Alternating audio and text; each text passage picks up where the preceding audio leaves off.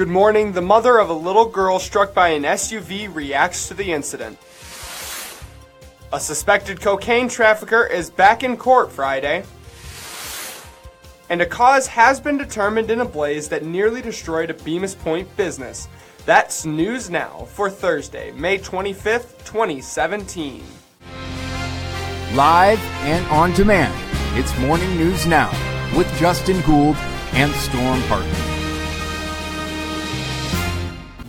Good morning. It's 56 degrees and raining. I'm Storm Hartman. And I'm Matt Hummel in for Justin Gould. Our top story. Chautauqua County fire investigators rule on a fire that nearly destroyed a Bemis Point restaurant. That's right, Matt. The fire that decimated the back half of Ye Hare and Hounds Inn started when an exhaust chimney pipe met a wall, according to fire investigators. They say the exhaust, which was connected to the kitchen broiler, had deteriorated and caused heat from the broiler to get into the wall. The fire spread through the wall studs to the second floor. A Bemis Point firefighter was taken to the hospital last night and treated for minor injuries. Bemis Point First Assistant Fire Chief Mike Wine spoke with us on the scene. Taken to the hospital at all at this point that you know of? I've had one injury. One injury? Minor injury. A minor injury? Okay, thank you. Who was that to? Yeah, one of my guys. He's okay. He just went down for evaluation, but he's doing okay. I know that the FAST team is here, and you know, I was talking with some firefighters out here, and they were saying, you know, that's kind of a precaution. You guys take a lot of steps to try to make this go right. We do. A building like this, being as old as it is, you don't know what the construction's been like over the years. Things have changed. We've got the resources out there with the county FAST team. We got them guys going right away. They got a large supply of manpower. We've got the mutual aid departments here. They brought all their manpower as well. Bemis Point, I've got a good supply of manpower, but on a fire like this, when it gets going, guys get tired quick. The firefighter was taken to UPMC Chautauqua WCA Hospital and is expected to recover.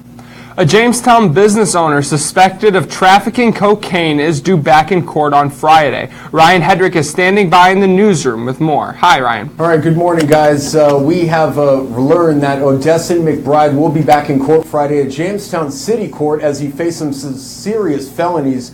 He faces a Class A, Class B, and Class D felony. The Class A and Class B felonies are for trafficking drugs. The possession of paraphernalia is actually a misdemeanor. He's also facing an endangering charge for the 4-year-old that was home at about 5:30 in the morning when state, federal, and local drug agents busted down his door on Sampson Drive. Now, this is not McBride's first run-in with the law. Of course, he spent 6 years in prison, or just about 6 years in prison. About 5 years ago, he was caught in a big crack cocaine case. What makes this case so interesting, guys, is the fact that he is a business owner now. With these two businesses, the feds can very easily pick up charges. This is according to Patrick Swanson, who I just got off the phone with. They could very easily pick up charges of money laundering on him if they can prove that he ran a drug ring with his money that he saved and spent with Ring It Wireless and with his barbershop Cutting Edge, which is on Forest Avenue. Again, Odesson McBride is back in court facing several felonies, and I hear from a well-placed source that he's facing several years in prison. Reporting from the newsroom, I'm Ryan Hedrick, WNY News Now, where coverage comes first.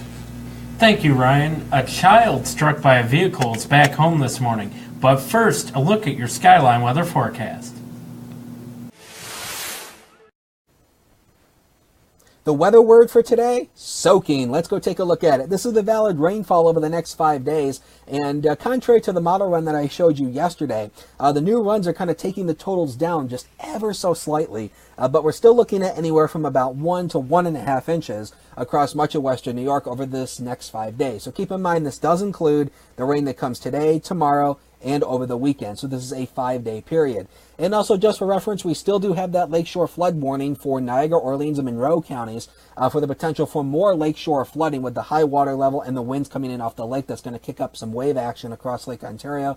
So just wanted to mention that if you have any friends or family that live along the Lake Ontario shoreline. So let's get right into your Skyline weather forecast for today, Thursday, the day we all start looking ahead to the weekend. Soaking rain. There could be some possible breaks in the rain coverage at times in the afternoon, but don't write that in stone. With the rain, that'll hold back our high temperatures into the lower 60s. For tonight, rain showers, they start to become more scattered after midnight. Patchy fog also develops after midnight with a low somewhere of around 51 degrees. And for tomorrow, patchy fog in the morning, it burns off in the late morning hours. Scattered showers continue, otherwise mostly cloudy skies with highs in the lower 60s.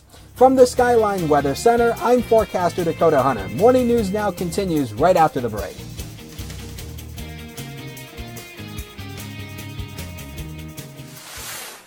EagleZip.com is your local one-stop shop for all of your home and business computer needs. Located on Fluvan Avenue Extension, just outside of Jamestown, EagleZip.com sells and services all brands of desktops and laptops, as well as servers and network equipment for your business. All new computer sales include transferring your data from your old computer plus a 2-year warranty. Call EagleZip.com today. Stop by EagleZip.com today and let us make computers easy for you.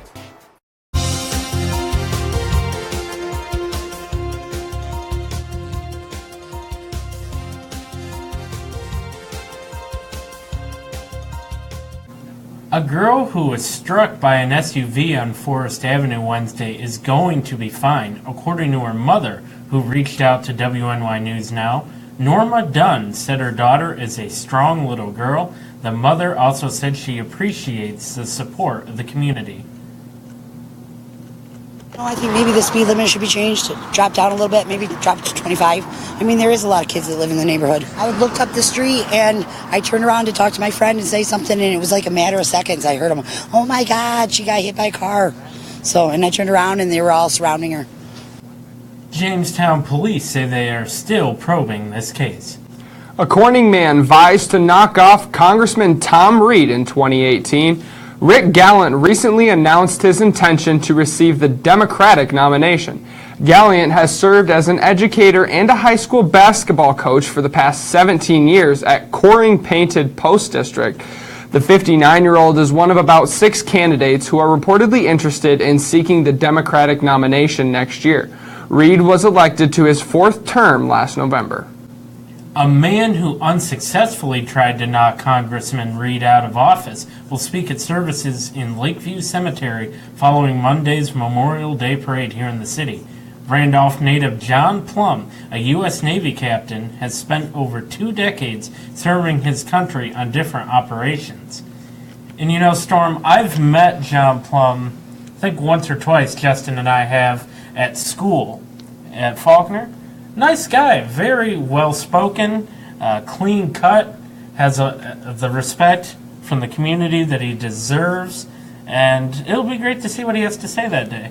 Yeah, and I'm actually looking forward to this upcoming election because obviously a lot of people around our area in town are not very happy with a lot of Congressman Tom Reed's decisions and viewpoints that he has obviously expressed. And we have seen in forms of, large gatherings of people, booing. Halls. Yeah, exactly. So it'll be interesting to see if Tom Reed is able to hold his position or if he's going to get beaten out by one of these other candidates. You make a valid point, Mr. Hartman. And that's going to do it for today's edition of Morning News Now. Join our social media revolution by following us on Twitter and liking us on Instagram and Facebook at WNY News Now. It's where coverage comes first.